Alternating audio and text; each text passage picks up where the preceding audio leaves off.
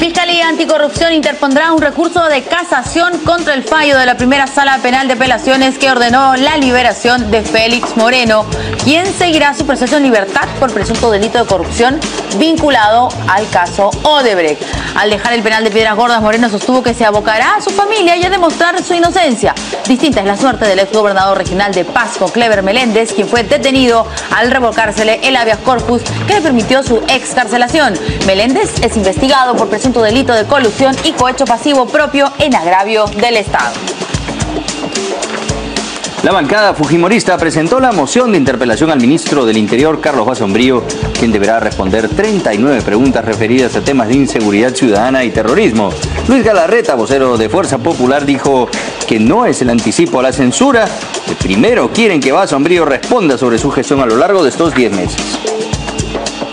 Patricia Donaire no descarta su salida de Fuerza Popular, decisión que dependerá del resultado del procedimiento al que está siendo sometida y que el viernes se reflexione y haya una valoración del trabajo que ha venido realizando.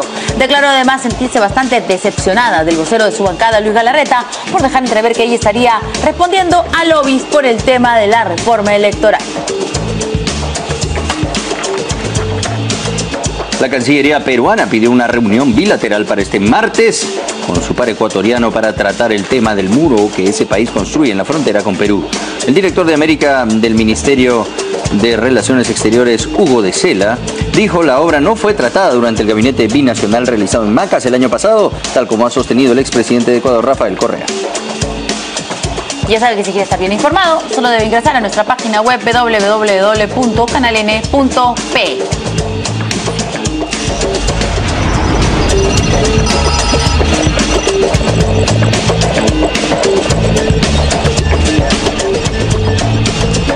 ¿Qué tal, amigos? ¿Cómo están? Muy buenas noches, bienvenidos a En Portada. Augusto, ¿cómo estás? Buenas noches, Vero. Le damos inmediatamente la bienvenida a nuestros invitados el día de hoy. Se trata de Luis González Posada, ex canciller, embajador, bienvenido. También el doctor Carlos Chipoco, abogado y analista político. Doctor, buenas noches. Buenas noches, ¿cómo están? Gracias por estar aquí. Bueno, vamos con el primer tema y es sobre el caso Odebrecht, que es lo que está en realidad ocupando nuestros titulares de hace ya algunos meses. La Fiscalía Anticorrupción va a interponer un recurso de casación contra el fallo de la primera Sala Penal de Apelación, que fue quien ordenó la liberación del señor Félix Moreno para que siga su proceso en libertad. Dejó Piedras Gordas, ahí tenemos justo imágenes exclusivas de Canal N, y dijo que se va a abocar a su familia y a demostrar su inocencia. No dijo nada sobre el gobierno regional, porque ayer creo que lo que más indignó es que el abogado dijo que no había ningún impedimento para que él pudiera regresar. No lo hay, pues no. Si quiere, pero de imaginar que iba a volver, eso como que indignó. Puede retomar sus funciones si le gusta, eso sería bastante incómodo, pero bueno, todavía no se ha decidido nada en ese sentido. Vamos a ver qué dice Félix Moreno al salir de Piedras Gordas. Lo único que en estos momentos me voy a abocar es a estar con mis hijos menores, que no los veo hace mucho tiempo, con mi familia, con mis padres, y ver el día de mañana la estrategia de trabajo en el cual vamos a colaborar en todo momento con el Ministerio Público, vamos a colaborar con el Poder Judicial. Nunca nos hemos corrido. Quien habla tiene 19 años de ejercicio público, desde ser alcalde distrital, alcalde provincial y gobernador regional, y nunca nos hemos corrido. Actualmente tengo después de tantos años, 4 investigaciones fiscales que las afrontamos siempre. Nunca nos hemos corrido ni nos hemos negado a acudir, al contrario. Siempre hemos acudido a todas las, respetuoso de lo que el Ministerio Público pueda presentar. Ellos tienen su posición, es parte de su trabajo, es parte de lo que ellos tienen también que realizar en defensa del Estado. Yo no guardo rencor a nadie en absoluto, seguiré colaborando y creo que la mejor manera de mostrarle es ante ustedes los periodistas que no me voy a correr y voy a afrontar las veces que tenga que afrontar hasta que se esclarezca. Quiero solamente señalar, si me permite, va a apelar esta comparecencia restringida ante la Corte Suprema para que se la revoque. Va a presentar un recurso de casación para que el caso sea revisado por la Corte Suprema. Yo le digo lo siguiente: la Fiscalía, el Ministerio Público, a quien le guardo un gran respeto, tiene todo el derecho de apelar y hacer los trámites administrativos correspondientes. En todo caso, yo no podría opinar sobre ello, sino la misma Fiscalía, ¿no? ¿Cómo han sido estos meses? Bueno, a ver, empecemos con el doctor Chipoco, si nos permite el doctor González Posada. Mira, esto no es sobre el fondo, que es lo que se va a discutir en el juicio ordinario. Esto es sobre en qué condición afronta Moreno este juicio, ¿no es cierto? Pero digamos que ha sido la sentencia de los vocales ha sido una gran desilusión para todos.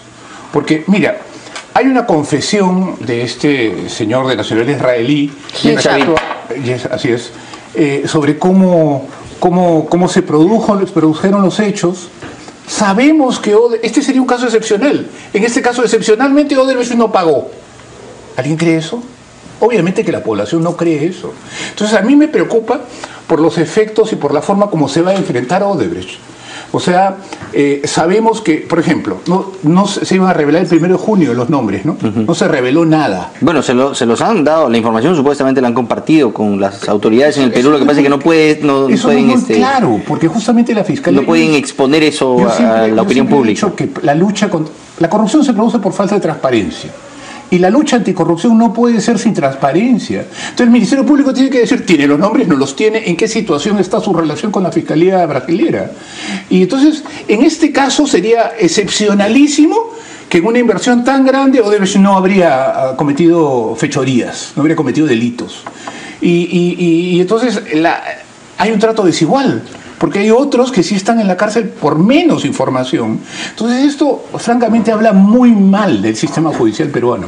Claro, bueno, la información que se tiene en torno a eso no solo es la declaración de Gil Chavit de que él efectivamente recibió esta plata. Hay correos electrónicos entre la secretaria de esta oficina de coimas que tenía Odebrecht, ¿no es cierto? Esta oficina de operaciones estructuradas, que era una fachada para simplemente pagar coimas a funcionarios para hacerse con la buena prueba de las obras, y Fernando Migliaccio, que era el director, dando cuenta de estos dineros a través de una persona que la Fiscalía, la hipótesis de ellos es que era Luis Fabre, ¿no? Luis Fabre lo ha negado, pero hay toda esa línea de investigación. Está la ruta del dinero a través de estas empresas que tenía Odebrecht, una de ellas la famosa Kleinfeld, que hizo una serie de depósitos y que llegaron a darle hasta $4 millones que se repartieron, según el propio testimonio de este ciudadano israelí, 60 para Félix Moreno y 40 para él. Mira, hay un principio en el derecho de este tipo, ¿no? Para investigar este tipo de acciones internacionales.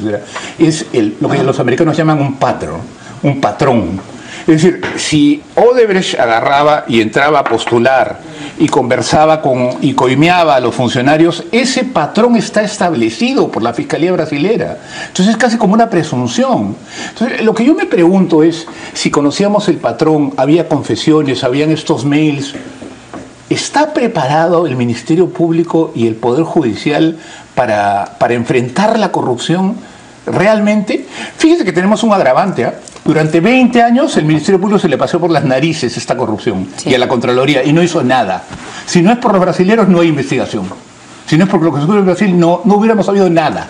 Hoy sería acá feliz, tranquila. Pero esto es una gran oportunidad para que la justicia en nuestro país deje en claro que sirven para realmente administrar la justicia. Están desperdiciando. El Ministerio Público no es transparente, no informa, retiene la información, y el Poder Judicial parece que no está preparado. Mira, hay un tecnicismo acá, ¿no? Efectivamente, no se había corroborado la declaración del ciudadano israelí, y es un tecnicismo.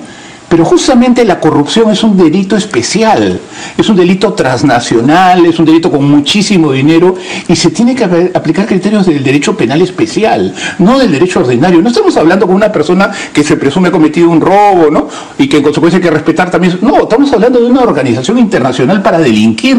Entonces, ¿los jueces están preparados? Me parece que no. ¿Los fiscales están preparados? No. Creo que el son fiscal las leyes, encargado... tampoco el marco jurídico, ¿no? Pero porque aparentemente los 4 abogados que tiene el señor Moreno han podido más que la Fiscalía, y por eso que el señor ahora afrontará el proceso. Pero es que lo que pasa es que el fiscal debió subsanar el tema de la corroboración, hacer una corroboración y no correr para hacer el anuncio público de que había pedido la detención. O sea, acá el fiscal ha optado por la fama, sí, por la prensa, y no por actuar, sí, acertadamente como abogado, ¿no? ¿Qué nos dice el doctor González Posada? Muy bien. Mire, yo sobre este tema, en conjunto, tengo la siguiente percepción. Primero, que el país está desestabilizado emocionalmente y muy confundido con lo que está pasando, ¿no? Hay graves denuncias de corrupción, hay una multinacional del delito, ya identificada no solamente en el país, en el Perú, sino en 16 naciones, pero van saliendo los nombres poco a poco, es una especie de película de terror, los trascendidos son todos los días, se fijan fechas, como dijo el doctor Chipoco, y el 1 de junio sabemos todo lo que están ahí, no sale el 1 de junio, todo eso está desestabilizando al país, que siente golpeado moralmente de ver una corrupción tan amplia que vincula poderosas empresas extranjeras, porque no solamente es Odebrecht, sino también políticos peruanos, empresarios peruanos que han lucrado. Entonces, junto a lo dicho, hay otro tema, el tratamiento absolutamente desigual. A unos se le da prisión preventiva, a otros no se le da prisión preventiva. Por ejemplo, el señor Belaúnde Locio ya ha declarado, ha confesado, ha dicho cuánto dinero ha dado supuestamente a la señora Nadine Heredia y sigue encarcelado. Pero a gente que los han sindicado con algún tipo de prueba están en libertad. Entonces yo creo que ese es un tema que debe ser resuelto al más alto nivel, siempre respetando el debido proceso, con seriedad, con objetividad, porque tampoco se trata de ser ligero, como yo a veces he visto, ¿no? Primeras planas ya agraviando a las personas, acusándolas de ladrones, todo eso nos va golpeando moralmente a todos los peruanos. Entonces, estamos en una situación grave. ¿Y lo hacen referencia al señor Alan García, que en algún momento se le cinicó su pero es que de Alan García no hay absolutamente nada. No, le pregunto si se refiere a él también, ¿no? Es una persona que en todos los tweets reclaman, por favor, saquen la lista. Y dice algo cierto, yo tengo familia, tiene hijos, tiene madre, y de repente vemos titulares, ya va a caer, ya estará listo, y no hay absolutamente nada, y naturalmente los apristas sabemos que no hay nada. Entonces queremos que termine todo este capítulo negro de la historia del Perú, que debe servir no solamente para sancionar de manera ejemplar a aquellas personas que han participado tanto en el Estado como de las empresas privadas, claro, sino que también debe servir para reestructurar nuestra legislación interna y evitar que estos casos puedan repetirse. Yo creo que esto nos lleva también a elecciones que nos indican que debemos mejorar todos, para que estos hechos penosos no sigan sucediendo. Ahora, sí, siguiendo la misma línea de análisis del doctor Chipoco, él estaba diciendo, sería absurdo pensar que Odebrecht en algunos casos sí coimeaba y en otros casos no. O sea, que cómo discernía en qué casos sí podría haber una aceitadita y en qué casos no podría haber una aceitadita. No, porque era un procedimiento ya establecido. Eso lo que dice el doctor Chipoco es que esa era la forma en que ellos enfrentaban cualquier licitación. Es que Odebrecht también estuvo en el gobierno del señor Alan García. Sí, y coimearon por lo menos en lo del tren, pero lo que no se puede establecer es el vínculo con la responsabilidad de Alan García. Eso todavía no se puede. Todavía, y no sé si se podrá. Yo creo que hay que diferenciar, ni todavía, ni en el futuro creemos, ¿no? Pensamos y estamos seguros. Yo creo que es un sistema, obviamente, que viene desde Lula. Sí. Lula es el organizador del sistema, ¿no? ¿Para qué? Para el Foro de Sao Paulo, con eso se financiaba el Foro de Sao Paulo, se financiaban candidaturas de izquierda. Entonces, las pruebas están sobre una serie de personas, como el caso del señor Humala. Entonces, llegamos nosotros, bueno, todos han sido, no es así, pues, no es así, ¿no? Por eso hay que esperar con paciencia, con serenidad, que salgan los nombres, que salgan la lista, porque si usted hace eso, como presidente, por ejemplo, tiene que haberle dado instrucciones a su ministro, para que los ministros adecúen las leyes o beneficien a determinado consorcio para que gane una licitación. Sí. Y se mueve toda una maquinaria interna que se llama proinversión, ¿no? Los ministros de Estado, que son los responsables de los que ejecutó un proyecto. Entonces, serenidad, paciencia, pero exhortación. ¿Y entonces por qué recibió la coima el presidente Toledo? ¿Cómo? ¿Cómo recibió la coima el presidente Toledo? Bueno, entonces él no habría hablado con un ministro para un viceministro. Eso tiene que ver qué cosa pasó. Tiene que escucharse qué ocurrió. Lo cierto es que ahí hay una denuncia sumamente grave, claro, y hay un proceso. Hay cuentas, hay un proceso de extradición que de paso no ha merecido la mayor fuerza del gobierno, porque no han enviado siquiera un abogado o han contratado un estudio de abogados en los Estados Unidos para ver que se diligencie, ¿no?, el pedido de extradición de acuerdo a las normas norteamericanas, a sus procedimientos. Pero estamos muy mal, el Perú está afectado con todas estas noticias, crímenes, asesinatos, paralización de las inversiones, violencia sistemática que la vemos, y ahora la corrupción y los enfrentamientos que hay que entrarles con todo, ¿no? El Perú está pasando una crisis. ¿no es cierto? La gente no confía en su clase dirigente. Y dentro de la clase dirigente está el Poder Judicial. Están los vocales supremos, los vocales superiores. Y esto ratifica que no confíe, porque lo han hecho mal. En el mejor de los casos lo han hecho mal, en el peor ha habido corrupción. Ese es el esquema frente al tema del Callao, porque la gente sabe, acá hay un patrón, siempre se hizo, y el Poder Judicial no estaba a la altura de las circunstancias, el Ministerio Público no estaba a la altura de las circunstancias. Se ha adelantado, ¿no es cierto?, meter en la cárcel. Porque, claro, si se hubiera podido, de alguna manera, corroborar cómo se compró esa casa, que no era una casa, era una mansión, ¿no es cierto?, una gran residencia, casi media manzana. Pero de frente entró, tuvimos la casa, vimos los cuadros, la plata escondida en botas, entonces decía, ¿qué es eso? Pero si el señor no vivía en el Callao, ¿de dónde tenía tanta plata? Pero tampoco nadie ha respondido. Y ahora él está, claro, en libertad, ¿no es cierto?, afrontando este proceso. Pero si tuviéramos ya los documentos de cómo es que, no sé, pues de repente algún tipo de balance patrimonial, ¿no es cierto? Entonces ahí de repente sí justificaría. Pero como no la tenemos, entonces mira, una corroboración se va pues como arena, ¿no? En las manos. Entonces yo creo que es hora de que reaccione el Poder Judicial, de que reaccione el Ministerio Público. El fiscal tiene que aclarar cómo es posible que se le haya escapado esto al fiscal, encargado de todo lo de Odebrecht. Pero le ha dejado pues una pequeña oportunidad y Roy Gates, que es muy hábil, ha aprovechado. Pues. Pero fíjate tú que es un error garrafal, pues, o sea, no, la ley dice que tiene pero es que para atrapar a los peces gordos se necesita pues que las cosas que se presentan sean a prueba de bala. Es. Pero eso no lo han hecho, entonces la pregunta es, cuando hayan más casos, más complejos, ¿van a estar a la altura de las circunstancias? Esa es la duda. Entonces tiene que salir el fiscal a decir, sí, estamos preparados, los hemos preparado. Tiene que hacer el Poder Judicial decir, sí, estamos preparados, planteamos estas reformas legales para plantear un derecho penal excepcional. Pero eso tiene que hacerlo ya. Porque mira, el problema más grave para quienes estamos interesados en la política, en cómo va el Estado, es que la gente está desilusionada de este Estado. La gente no confía en el Poder Judicial, no confía en el Ministerio Público, no confía en los representantes. Y eso genera anarquía, genera cualquier... Eso es peligroso para la democracia. Es peligroso para la democracia porque puede salir cualquier loco diciendo la democracia es la que tiene la culpa. Hay que acabar con la democracia, y no es cierto. Son los protagonistas los responsables. A ver, el ex gobernador regional de Pasco, el señor Cleber Meléndez, ha sido detenido. A él se le ha revocado el habeas corpus que le permitió salir de la cárcel. Él es investigado por un presunto delito de colusión y cohecho pasivo propio en agravio del Estado. Vamos a escuchar al magistrado que hace la sustentación y luego, por supuesto, al señor Cleber Meléndez. El primer juzgado de investigación preparatoria resuelve lo siguiente. Primero, declarar infundado el pedido de cese de prisión preventiva planteada por la defensa técnica de Cleber Uribe Meléndez Gamarra en la investigación que se le sigue por el delito de asociación ilícita para delinquir y otros en agravio del Estado. Adicionalmente, es claro de que el investigado Cleber Uribe Meléndez Gamarra actualmente tiene una orden de captura por este juzgado, así que va a ser puesto a disposición de inmediato de la Policía Judicial para que proceda a su aprehensión y a su internamiento en el establecimiento penitenciario que corresponda. Amplían a cada momento el plazo de prisión preventiva, lo que no hacen con otras personas. Es lamentable, el Ministerio Público y las normas en el Perú se actúan irregularmente para unos y para otros.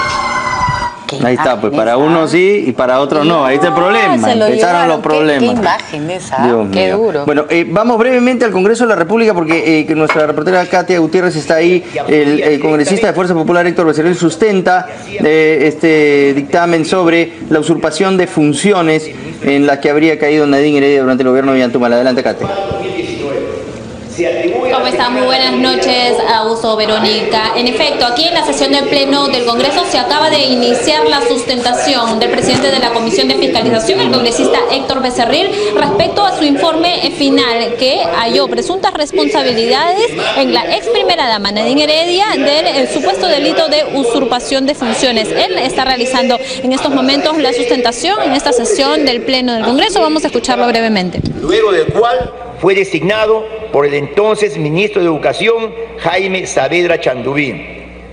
Este hecho fue corroborado por Salazar Steiger en su declaración ante esta comisión el día 9 de septiembre del año 2016, en donde reconoció dicha llamada y conversación y que además tenía vínculo amical dentro del círculo social de la primera dama.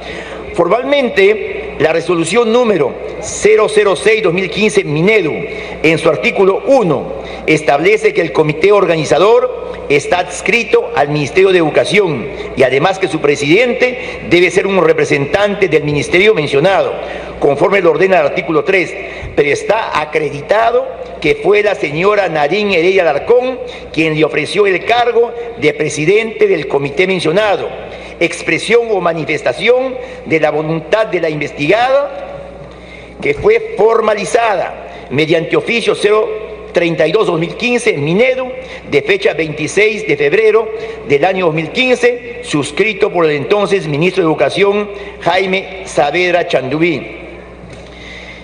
Este hecho ha causado un agravio al Estado, puesto que al permitir el exministro Saavedra Chandubí que la señora Nadine Heredia Alarcón de facto decida que Luis Clarence Jorge Salazar Steiger asuma la presidencia de la COPAL sin tener la capacidad e idoneidad para la función, provocó que ese proyecto no avanzara en lo absoluto durante su permanencia en el cargo. Siendo así, existen evidencias que la ex primera dama Nadine Heredia Alarcón había incurrido en la comisión del delito de usurpación de funciones del entonces ministro de Educación Jaime Saavedra Chandubí y para ello también sustentación, compañeros del congresista Héctor Becerril, presidente de la Comisión de Fiscalización, respecto a las presuntas responsabilidades del delito de usurpación de funciones que habría tenido la ex primera dama Nadine Heredia. Vamos a volver seguramente más adelante con el debate aquí en el Pleno del Congreso con ustedes. Buenas tardes. Muchas gracias a Katia Gutiérrez desde el hemiciclo. Ya no hay mucha gente, pero ahí está Becerril que le da a la sustentación de estas conclusiones a las que ha llegado. Ellos creen que sí hubo usurpación de funciones. Hay algunos casos concretos que debatíamos mientras escuchábamos esto aquí en el set. Ya, porque aquí el doctor Chipuco decía tiene una opinión de que no necesariamente esto constituye una usurpación de funciones. Como tal, porque tendría que haber algún caso tipo concreto, de documento, como por ejemplo, hay un documento, una carta, ella manda una carta al ministro de Energía y Minas de ese entonces, Carlos Herrera Descalzi, para que le informe sobre la situación de una laguna en Huaraz, por un tema, una exigencia que hacía la población. ¿Cómo firma ella? Firma Nadine Heredia, dígame, ministro, ¿qué está pasando? Primera dama de la Nación, presidenta del Partido Nacionalista. Bueno, eso es un caso. Uno de los casos más sonados también es cuando ella, como una especie de vocero oficial del gobierno, con un rol que solo le compete al primer ministro o al presidente del Consejo de Ministros, que en ese momento era César Villanueva, ella dice, no, la remuneración mínima vital ahorita no la vamos a revisar, no está en agenda. Cuando el presidente del Consejo de Ministros había dicho otra cosa. Y él terminó siendo, tuvo que ir. La mejor forma de hacer que una persona eluda sus responsabilidades es generándole acusaciones que no son ciertas. Esta señora tiene que dar cuenta de los $3 millones de Odebrecht. Hay cosas peores. De muchas cosas más. Esto no es lo peor, ni lo más importante, y puede generar que sea catalogada como una persecución política. Ese es el riesgo que está metiendo la mayoría del Congreso en este caso. Pero, por ejemplo, Diarios Chicha tampoco era lo peor que hizo Fujimori, pero también se le enjuició por eso. Pero no, era lo peor, era plata del Estado que sacaban del lo peor era Barrios Altos, la Calcuta, ¿no? Pero era un delito. Acá no hay un delito. Acá, mira, lo que ella tenía era un peso político. Y yo soy contrario al humanismo, creo que es un pésimo gobierno, pero ella tenía un peso político, era la presidenta del partido, entonces daba una opinión. Tenía un pésimo político de esposo. Por supuesto. No, pero además ella fue presidenta del partido, se hizo hacer presidenta del Partido Nacionalista ya al final, porque tanto decían, ¿y usted en nombre de qué? ¿Y usted en nombre de qué hablaba? Mira, la usurpación de funciones es cuando yo me hago el ministro. Cuando yo firmo algo como ministro. Tengo que usurpar algo. Así ¿cierto? Es, o sea, tomo algo de alguien. Sí. Ella no ha hecho eso. Ella lo que ha hecho es, allá lo que les hacían caso, pues. Allá los que les hacían caso, allá hay una responsabilidad política. ¿Qué dice el doctor González Posada? Bueno, evidentemente la señora se metía en todo. Sí, claro. ¿No? Y tenía una fuerza inmensa con el presidente y con el gobierno. Yo creo que eso nadie lo pone en discusión. No, nadie. Su fuerza era muy grande y definitiva en muchas cosas. Ahora, lo que hay que analizar, y eso le corresponderán pues a los jueces, al Ministerio Público con el informe que emite el Congreso, es hasta qué punto se han cometido delitos por esas intromisiones, que le hemos visto hasta empujar a personas para figurar en primer plano, le hemos visto, ¿no? Cartas, reuniones con ministros, porque tenía mucho poder la señora. Y en el ámbito diplomático, usted como ex canciller, ¿se imagina usted todas las incomodidades rompiendo el protocolo constantemente? ¿Cuánto intervinieron en los ascensos de mucha gente? Claro. De tal manera que esto sí queda claro, pero corresponde, como digo, siempre respetar el debido proceso, ¿no? Respetar el debido proceso es una regla de oro para todos. Yo, naturalmente, por la señora Heredia y por la señora Humala, pues no tengo sino un sentimiento desagradable, podría decir, por todas las maldades que hicieron, por ejemplo, contra el APRA. 5 años destruyéndonos, insultándonos, llamándonos narcotraficantes, fomentando campañas inmundas contra un partido y contra nuestras familias, ¿no? Ellos lo hicieron y todos lo sabemos que ellos lo hicieron. Pero hay una cosa concreta en el caso de Nadine Heredia que digamos es parte de la gran investigación de Odebrecht, porque estos 3 millones que ellos dan no son a cambio de nada. Y la hipótesis del Ministerio Público es que la obra que ellos exigen es la del gasoducto, una obra de 7.000 millones de dólares, que se la llevaron ellos en un proceso que tiene muchas observaciones. En ese proceso hay muchas versiones de que ella era la que participaba. Vamos a esperar. Ya, por ejemplo, salió Belaúnde Docio, habló de $700.000, se ha acogido a la confesión sincera. Y él también debe estar preguntándose, ¿por qué si yo me he acogido a la confesión sincera y estoy varios años en la cárcel, no me llevan el proceso desde mi domicilio? Todos tienen derecho a preguntarse, y en ese sentido lo que dice el doctor Chipoco es cierto, pero... Bueno, porque ahora, lo que vemos de Cleber Meléndez, ahora sale él enmarrocado del tribunal y dice, oye, un momentito, porque a mí se me meten. Así es, ¿no? Entonces, vamos a tener un problema. Yo voy al fondo, lo que yo voy al fondo es que todos estamos golpeados con noticias sobre esto. Ayer, precisamente, cuando terminó el programa, me reuní con Natalia Primo y con César Campos, ¿no? Hicieron otra en portada. Estaban ahí, estaban muy bien. Y por ejemplo conversamos de temas positivos, y entre los temas positivos encontramos un tema positivo, ¿no? Tanto se ataca a la Policía Nacional, se habla de escuadrones de la muerte que no han existido, pero por ejemplo hay noticias que no se proyectan del enorme valor y esfuerzo que ha dado la Policía Nacional en el Perú. En los últimos 7 años, comprobado estadísticamente, los salvavidas de la Policía Nacional han entrado al mar y exactamente han salvado a 9.486 personas de la muerte. 9.486 personas salvadas por la Policía Nacional. Bueno, esa es una noticia que sería grata, hacer un gran homenaje a la división de salvataje de la policía. Pero estos temas que estamos comentando, ¿no?, son temas que ocupan pues la opinión pública, pero no estos temas que sí también hay que resaltarlo, por lo menos para tener un balance. Estamos en una crisis de valores enorme, ¿no? Ya que estamos hablando del Ministerio del Interior, hablemos del señor Basombrío. Vamos a una pausa, ¿les parece? Y a ver cómo están las cosas, porque ayer justo nuestros invitados decían que ya las cosas contra Basombrío, a pesar de que la delincuencia continúa, ¿no es cierto?, no estaban tan fuertes como ahora sí le están contra el señor Torne, el ministro de Economía, luego de estos audios. Así que vamos a la pausa y regresamos con este tema, porque ya la bancada fujimorista presentó la moción de interpelación contra el ministro del Interior.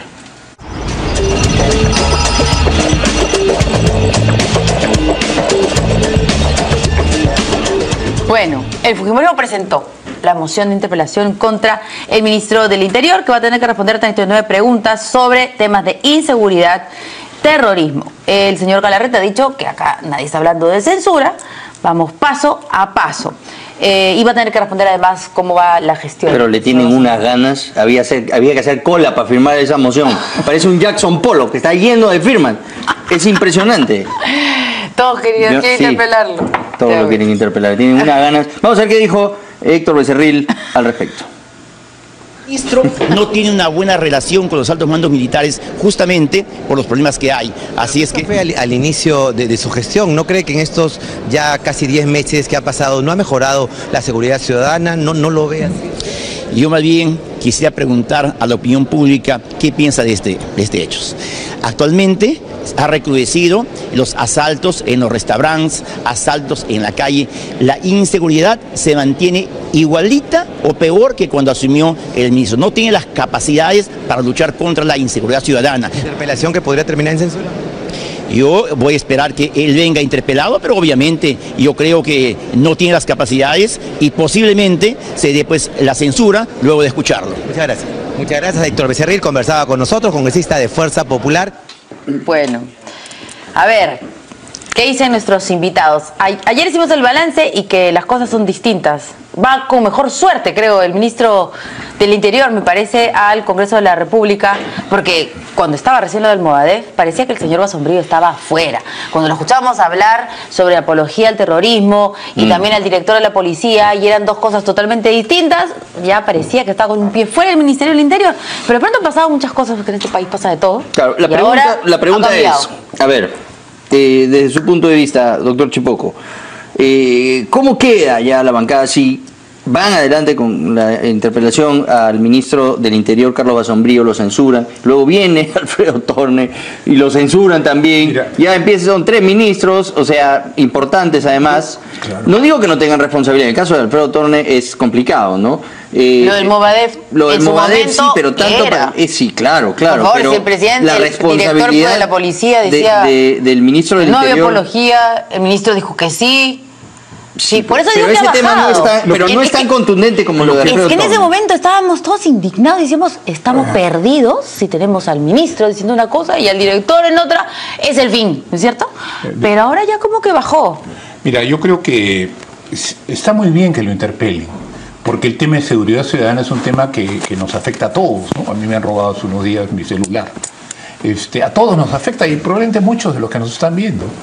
Pero creo que interpelarlo está bien para saber las políticas, para fiscalizar al Ejecutivo, pero censurarlo creo que sería un abuso de poder. Mira, yo creo que Basombrío es uno de los más, si no el mejor, el más preparado de los ministros del Interior de los últimos 20 años. Ha estudiado el tema a fondo, ha sido ya viceministro, conoce la materia, es un tipo inteligente, yo lo conozco que éramos compañeros en la Católica, y lo está haciendo bien, es un tipo honrado. Lo está haciendo bien, pero esto es una política de años. El delito en el Perú no ha ocurrido en los últimos 6 meses. Se ha acumulado la frustración, se han acumulado las políticas que promuevan a la ciudadanía, a los jóvenes, a incorporarlos a la sociedad, y eso es lo que tenemos ahora. Entonces no le pidamos resultados en la lucha contra el delito en 8 meses, en 9 meses, en 10 meses. Pidamos los resultados en el mediano y en el largo plazo. Pero de lo que sí tenemos que estar convencidos es de que está tomando el camino correcto. Así es, por eso es buena la interpelación. Yo creo que él, usando los medios tecnológicos que se han incorporado a la lucha contra el crimen, que son muy importantes, porque el crimen no tiene esa facilidad del 105 que tú decías, del asunto informático, del WhatsApp, etcétera, está haciendo. La política de recompensas, que es muy antigua, la ha actualizado y hay cientos de delincuentes denunciados. Esa es una política, lo que hay que usar es política. ¿Qué es la política que yo creo que están desarrollando? Que me parece la correcta, ¿no? Que es lo que dicen todos los criminólogos, los expertos. Una política en la cual se incorpora la sociedad a la lucha contra el crimen y una política de prevención. ¿Cómo se incorpora la sociedad a la lucha contra el crimen? Oye, denuncia al delincuente, pues. Ya, le doy un aliciente con la recompensa. Pero si no incorporamos a la sociedad, no vamos a acabar con el crimen. Son muchos. También con el terrorismo. Está atacando al delito de una manera ambiciosa, utilizando mega operativos que dan precisamente con grandes bandas dedicadas a grandes delitos. Eso para mí es positivo también. Mira, y yo te digo una cosa más. Si el fujimorismo ya sacó un ministro, ya sacó 2 ministros en realidad, el de Educación y el Vizcarra, lo saca a Basombrío y finalmente lo casa a Torne, en 10 meses... 4 ministros. 4 ministros, ¿qué nos espera? Y ojo, el legislativo no es... Aparte del poder en el Perú, el legislativo, que está controlado por el fujimorismo, hace las leyes. Y entonces es corresponsable del Estado.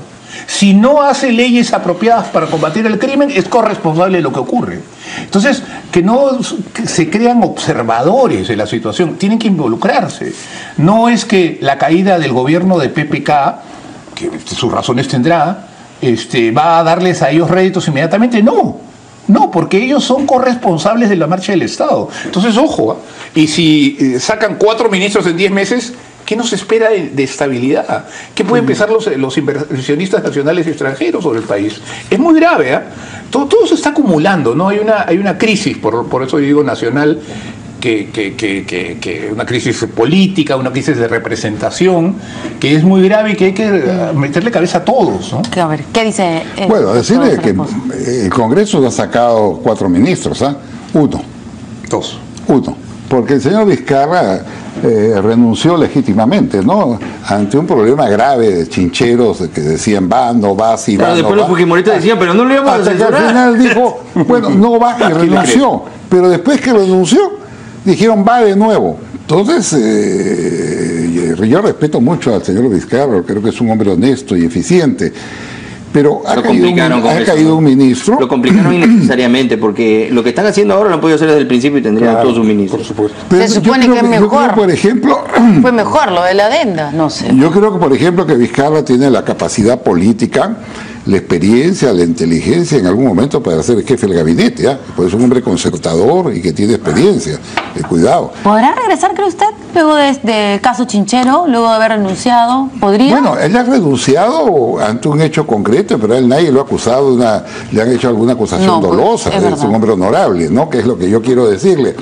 Pero vamos al tema, no hay que demonizar. Bueno, el informe de la Contraloría sí, acusa penalmente a todos, ¿no? Bueno, a él no.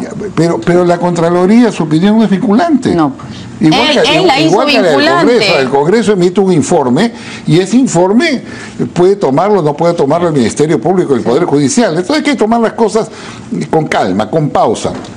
Decirles que no hay que demonizar las interpelaciones, es un respiro democrático. Los congresistas preguntan, consultan, el ministro responde.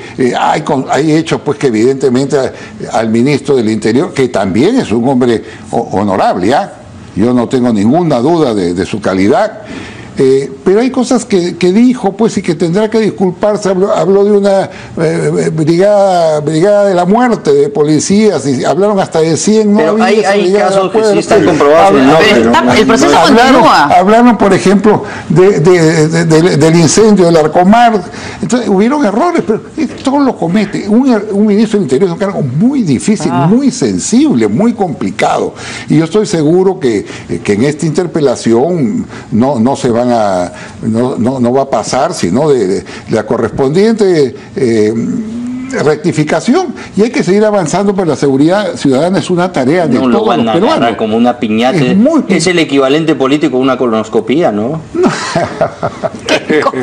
Esta está buena. Pero decirte que no hay que alarmarnos, hay que esperar que respondan las preguntas, que se hagan rectificaciones, no, pero es una cartera muy difícil, muy complicada, muy incomprendida, porque está siempre expuesto a que ocurra cualquier cosa. Yo he visto, por ejemplo, lo que ocurrió en Marbella, ¿no? Sí. Con estos 4 militares que lamentablemente murieron. No faltó alguien que pedía la renuncia del ministro de Defensa. Sí. Eso me pareció una barbaridad. Es como que mañana se ahogue 1 o 2 militares en el Guayaga y tenga que renunciar al ministro de Defensa, que no tiene nada que hacer sobre el tema. Entonces yo digo, hay que evitar las estridencias, hay que ser cuidadosos, responsables. Son temas muy sensibles donde de alguna manera se demuestra la madurez de la clase política, ¿no? Y a eso tenemos que ir todos. Y eso de repente lo puede ayudar a aterrizar usted, doctor Chipoco, es como hay una sensación de que nunca se llega a sancionar ejemplarmente a ningún político, que nunca hay ningún responsable de actos de corrupción en la política, de negligencias en nuestra política, siempre los vemos bien librados. La gente lo que quiere es simplemente que de alguna forma estas personas reciban algún tipo de sanción, que haya algún tipo de consecuencias sobre los actos de los políticos en nuestro país, porque hasta ahora estamos viendo que todos quedan impunes. Hay una excepción, ¿no? Y es Fujimori. Bueno, pero desde Fujimori hasta la fecha nadie más. Fujimori, así es. Hay una excepción que es Fujimori, y que yo además he escrito varias veces respecto a que yo sí estoy a favor del indulto. Creo que además no tiene ningún condicionamiento, ya sufrió bastante la pena. pero efectivamente hay una sensación de impunidad de la clase política. Toledo, por favor, ahí tiene una responsabilidad muy grande él, porque él venía después de este gobierno nefasto y en vez de generar cambios, de realmente preocuparse por volver a recuperar la institucionalidad de nuestra democracia, se dedicó a hacer lo mismo. De frente con Almeida quiso crear su propio servicio de inteligencia, hizo su Montesinito, no le ligó, empezó a recibir coimas de las empresas a través de offshore, de Coteve, todo eso lo mismo, y eso es peor, porque él venía supuestamente para recuperar al país y se dedicó a lo mismo. Acabo de escuchar una grabación, no sé si será cierta o no, de Isla, por ejemplo, donde dice cómo el gobierno de Humala utilizaba los servicios de inteligencia para atacar a sus rivales, ¿no es cierto? Yo creo que es él, me da la impresión, habrá que hacer el peritaje, pero habla él niega que es su voz, pero la voz de Isla es bien característica. Me parece, ¿no? Yo también he escuchado el audio, pero no sé, habría que no se puede ¿sabes qué me determinar parece si que sea terrible? Bueno, además que lo diga tampoco no es una prueba, ¿no es cierto? Lo que me parece terrible es que esa práctica de utilizar los servicios de inteligencia para atacar a los rivales políticos, que es un delito por el cual juzgaron a Fujimori y a Montesinos, la hayan seguido realizando. ¿Y por qué solo Fujimori está preso? Deberían estar presos mucho más. Toda la gente que interviene en teléfonos, en cualquier gobierno que haya sido, debe ir presa. Sí, porque no solamente se viola la Constitución, es una extorsión permanente. Están escuchando qué habla usted, qué decide usted, anotando y después pasándolo. Es una vergüenza que a veces haya legitimado las intervenciones telefónicas, ¿no? Los correos, ¿no? Nadie se siente seguro. No. Entonces, todo eso forma parte de lo que yo digo, la inestabilidad emocional del peruano, que hay que recuperarlo para bien del país. Y esperemos, pues, que en esta intervención, en esta llamada al ministro del Interior, interpelación, se tenga buenos resultados, se dé una demostración de madurez política. O sea, que responda a las preguntas y que no haya moción de censura. Hay un tema de que las instituciones no están funcionando a la altura de las circunstancias y la población está desilusionada, ¿no? Todo este tema de la leche con Indecopi. Hoy día una doctora me decía que algo que no se ha tocado es el tema de la leche para niños recién nacidos, porque hay madres que no pueden lactar, lo mejor es que lacten, pero hay madres que no pueden lactar y que tienen que usar la leche. La Organización Mundial de la Salud dice que no deben usar azúcar los niños hasta el año, y esta leche que se usa tiene azúcar al parecer. Dígale al Estado a ver si les va a dar fórmula. A ver si van a dar fórmula, que es carísima. Y el Estado, es imposible. A ver si va a dar. Hay que discutir, claro. Que tendrían los organismos que discutir. Pero, por ejemplo, hablando de colaboración del Congreso, gracias al Congreso, el señor presidente de Indecopi apareció en escena y tuvo que ir a que se retire las bueno, él dice que no ha sido él. Gracias a una intervención dice y un pedido del Congreso. Pareciera que ha sido por eso, ¿no? No, sí. Por una sucesión de hechos. No digo, pero oiga, no dependía de él directamente, ¿no? Todo, no se puede permitir enlatado, sea de pescado, de cereales, que no correspondan a la realidad. Tiene que haber una fuerte acción del Estado. Entonces, ahí hay, por ejemplo, una colaboración constructiva, crítica, pero finalmente se tuvo un resultado, y a eso debemos ir. Muy bien, vamos a una pausa rapidito que tenemos que hablar sobre los fujimoristas. La señora Patricia Donaire se queda por ahora. Chócate. Vamos a la pausa y volvemos. Estamos conectados.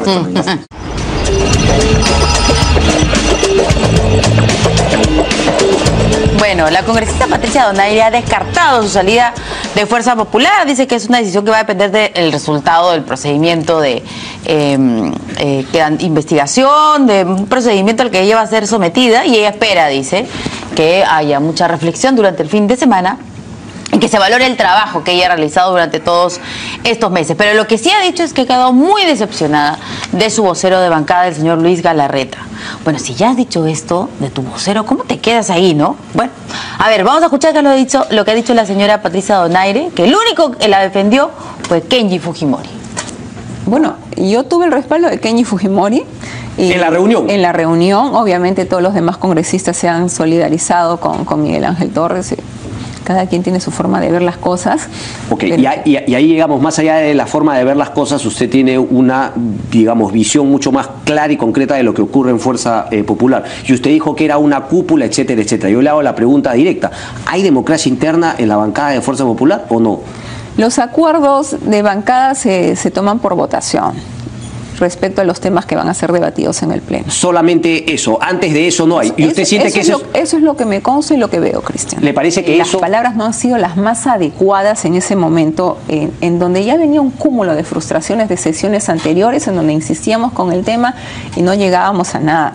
La propuesta de la forma como se debate este tema vino de la mesa de la presidencia de la Comisión de Constitución. Miguel Ángel Torres. Él mismo fue el que en la sesión anterior propuso que los grupos parlamentarios hagan llegar sus temas prioritarios. Y finalmente nos encontramos con una agenda en donde no se dice reforma electoral, temas prioritarios, para ponerlos a debate y poder decir uno, bueno, esto sí, esto no.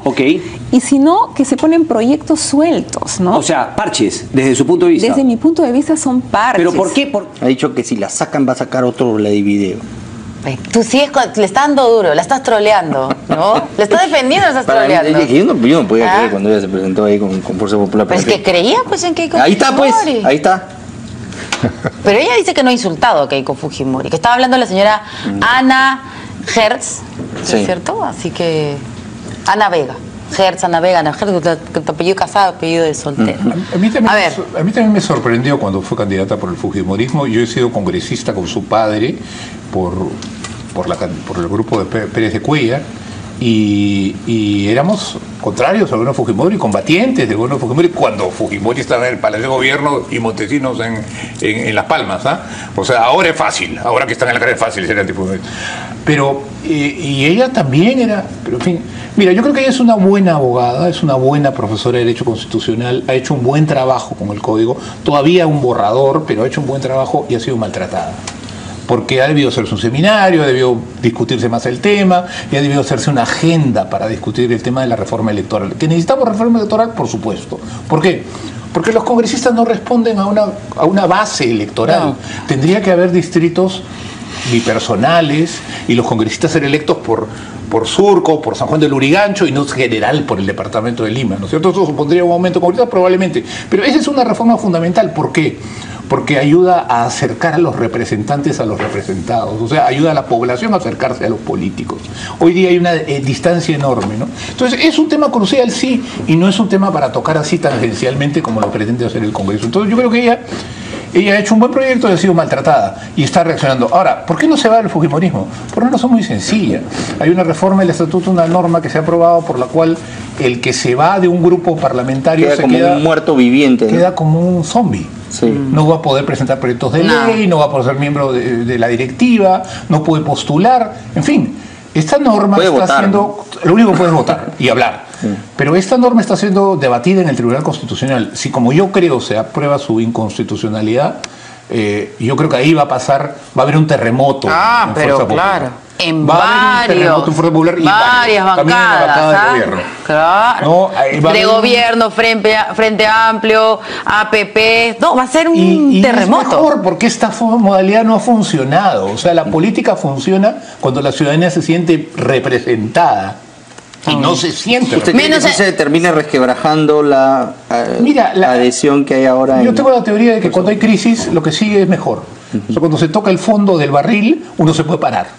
Mientras no se toque, no se puede parar. Por fin Roberto Vieira va a poder ser fujimorista. Así es, por ejemplo. Y se quiere sentar al costado de Kenji.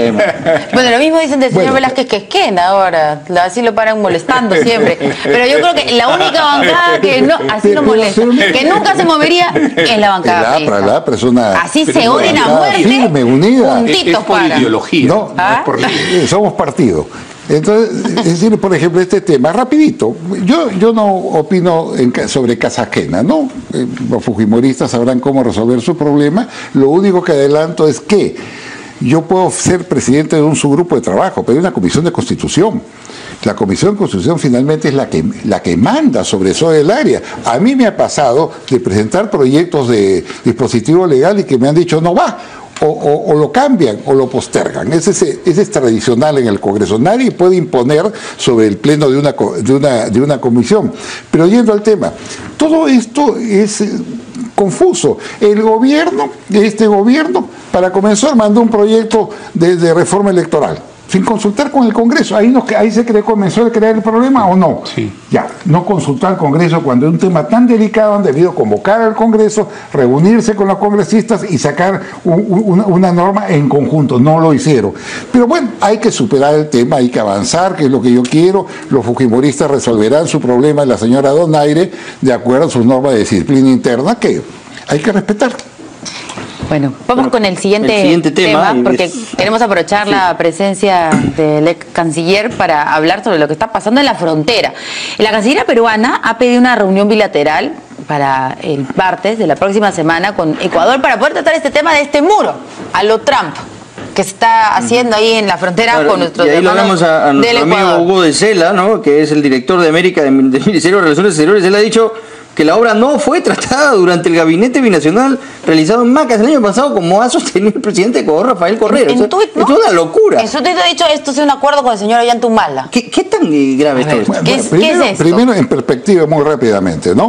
Esta es la cosecha de los acuerdos de paz entre Perú y el Ecuador. No solamente es este tema, sino un paquete de proyectos que se aprobaron, como por ejemplo el proyecto Puyango-Tumbes, que va a habilitar 41.000 hectáreas a la agricultura tanto peruana como ecuatoriana a un precio de $300 millones, y que Humala lo paralizó. Que se lo diga la Cancillería si no es verdad.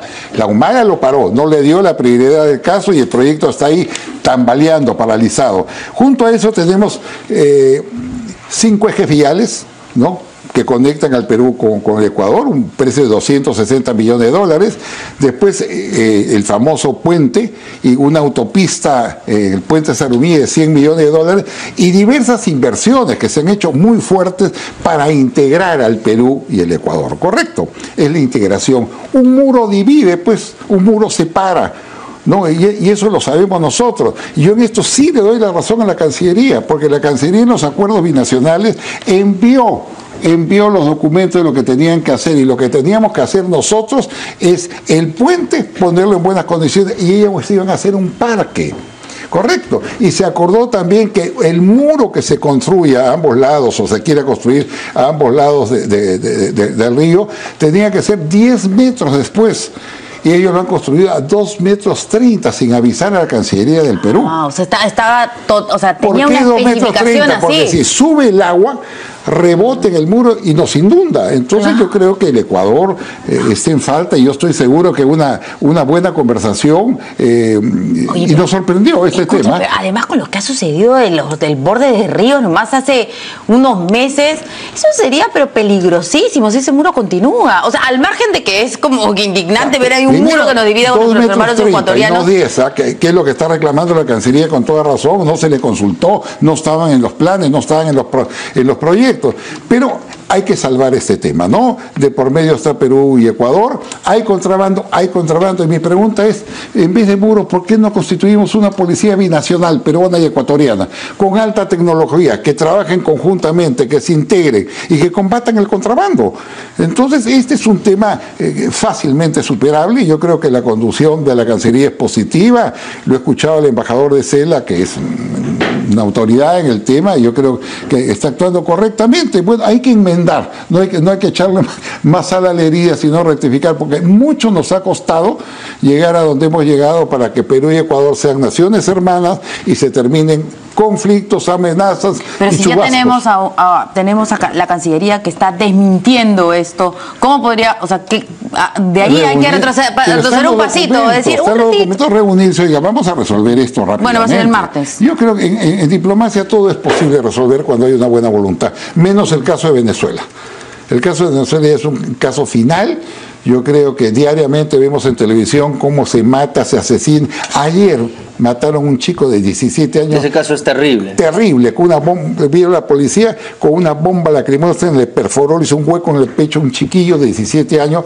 Entonces yo digo, frente a esta insanía del gobierno venezolano, yo planteo modestamente, ¿no?, que ha llegado el momento que el gobierno del Perú suspenda sus relaciones diplomáticas con Venezuela y que se pide el retiro del embajador venezolano en Lima. No podemos quedarnos callados frente a este tema, legitimar a un gobierno que está cometiendo actos de genocidio, abusos y atropellos de toda naturaleza. Una medida dura, es decir, señor, se retira nuestro cuerpo diplomático, dejamos nuestros cónsules para que atiendan los temas consulares, pero no podemos seguir con el gobierno del señor Maduro aceptando con legitimidad diplomática todos los estropicios que viene cometiendo. Es como estar ahí cerrándonos los ojos, ¿no es cierto? Sí, lo mismo.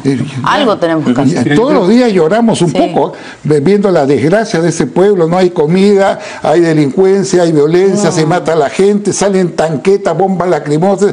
Ayer hemos visto, por ejemplo, un video, no sé si tuviste, Carlos, de que a dos señoritas vino la policía motorizada, las arrinconó y les robaba el reloj, la cartera, todo filmado. Todo eso pasa, es una sinvergüencería que no podemos nosotros aceptar. Diplomacia no es complicidad. Entonces yo creo que el gobierno del Perú está actuando bien diplomáticamente, ha retirado a su embajador, eso es un paso positivo, pero usted pide algo un paso más. Sí. Okay. A ver, yo creo que, fíjate, con Ecuador tenemos las mejores relaciones en los últimos 80 años y no hay que estropearlas por temas como este.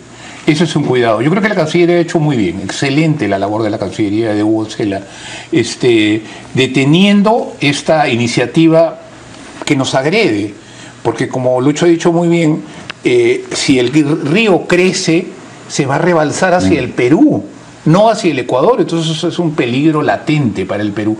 Eso hay que aclararlo, se puede aclarar conversando. En el tema de Venezuela hay que tener una sola política, ninguna concesión a un gobierno dictatorial y que viola los derechos humanos todos los días, ¿no es cierto? Sí. Eso es una política. Para terminar con una buena noticia, nos quería usted, el doctor González Posadas, ya para terminar, estaba usted con la cifra de los salvavidas de la Policía Nacional, nos está mandando tweets ahí que dicen que está muy bien, que hay que ensalzar también las acciones de la Policía Nacional. Yo tengo el dato estadístico y justo lo que con César Campos, que de paso nos contó que él cuando era chiquito lo salvaron una vez que sí. O sea, los responsables son los responsables de un salvavidas, ahora lo sabemos. No, lo salvaron. Entonces, un saludo para nuestro amigo César Campos, con mucho cariño. 485 seres humanos, la mitad la ha salvado la policía. Gracias, Policía Nacional. Muchas gracias al policía por las cosas buenas que hace. Son cosas buenas que son más que las malas. Muchas gracias. Bueno, muchas gracias por haber estado aquí, nos ha ganado el tiempo. Le damos pase a Mavi La Huerta en primero, las 8.